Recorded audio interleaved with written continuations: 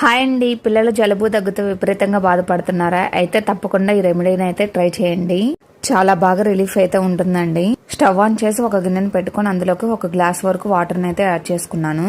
ఇందులోకి కొన్ని తులసాకులను కూడా యాడ్ చేసుకోండి.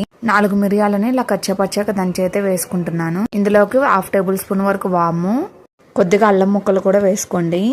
నెక్స్ట్ వచ్చేసి 1/2 టేబుల్ స్పూన్ వరకు పసుపు, అలాగే 4 లవంగాలను కూడా యాడ్ చేసుకొని వాటర్ మొత్తాన్ని గంటతో బాగా కలుపుకుంటూ మరిగించుకోవాలండి. దీన్ని బాగా మరగబెట్టడం వల్ల వాటర్లో ఉన్న ఫ్లేవర్ మొత్తం వాటర్ లోకి అయితే వచ్చేస్తాయండి.